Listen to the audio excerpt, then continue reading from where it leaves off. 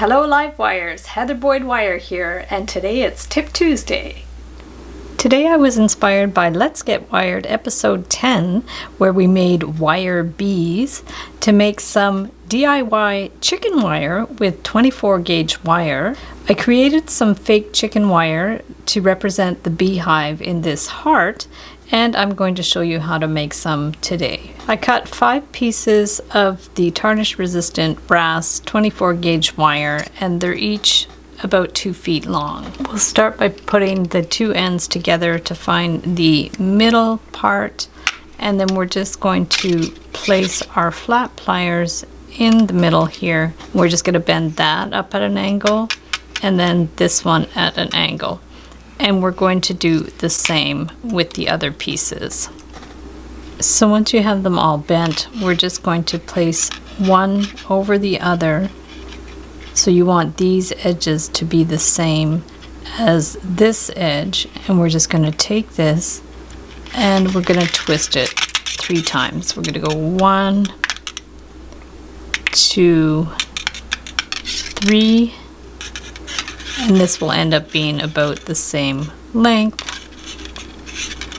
They don't have to be perfect. And then we'll get another one, place it over top, hold it, move that over if you have to, and then we're just going to twist again. So 1, 2, 3, and then we want these two to hold in place. So we're going to bring this one towards the middle and that one towards here. Don't worry if they're perfect. We're just going to bend these ones. 1, 2, 3. As we go, we're going to add our wires. So let's add another one. Cross it over. Hold that with your thumb and your finger. And then just do 1, 2, 3. And then to secure it, attach this one to that one. Try to make the sides about the same. They don't have to be perfect. And then we're going to go 1,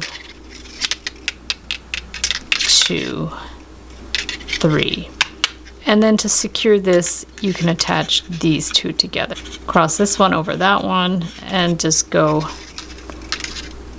1, 2, 3. So that's what we have so far. And now we'll add another one there. Hold it with your thumb and finger, and we'll just twist, twist, twist, and then we're going to secure that one to that one. So overlap it. Make sure these edges are about the same, and twist. 2, 3. Because I'm not adding one here, I just want to replicate. So just take these pliers, bring this one up, and then bring this one over, and then we can twist these two, the end ones. Move those over if you have to. Make sure these edges, these 2 lines are about the same size, and just twist. 1, 2, 3, and now you can go in and attach those 2 here. So take this one, and then twist. Twist, twist, twist, and then we're going to go across the row to make sure the whole row is done. This one too, we have to replicate that shape that way. Center these 2 and twist. 1, 2, 3. Okay, so this is our basic shape here. Keep going with that as long as you want. So now I've come almost to the end. You can see at the beginning they were a little tighter and they got a little looser after. You can just be careful to keep the tension about the same. And then probably I would have liked to make it actually wider to be able to make a kind of a sculpture with it, but you can definitely sculpt this after the fact. You can just treat it like regular chicken wire, and you can begin to like stretch it out. You can sculpt it around. There's a lot of things you can do with this. You can make sort of an armature. You can play around with it. This is how it looked in the beehive. You could even make a bracelet. That would be super cool as well. We can take it, we can just pull it apart. If it's hard on your fingers, just get a couple of pairs of pliers and you can pull it apart that way. You can really play around with this and just have fun with it. Sculpt it like you would do your chicken wire, but you can make some smaller items with it. So you can stretch them, you can compress them. Yeah, there's really a lot you can do. If you want to bunch them in, you can just like bunch it towards the middle, bunch them all. You can just squish it into the middle a little bit. Just bring it all in, and we can just like play with it, sculpt it around, and just really have fun with it. It's nice when you can do some organic lines. You can push these in just as you would do any kind of sculpture with the chicken wire. If you want to do something with the ends, you can always just clip them as well. If you want to clip some of the ends off.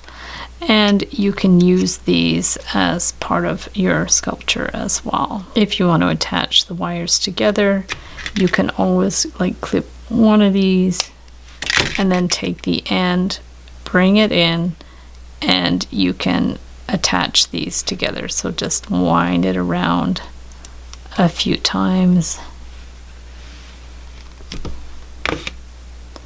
Grab the end with the pliers if you need to.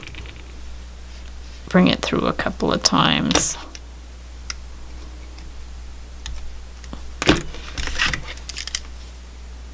And give it a clip. So once you've made a complete circle, you can start, and if you want to bend these ends in, you can. You can straighten this out a bit.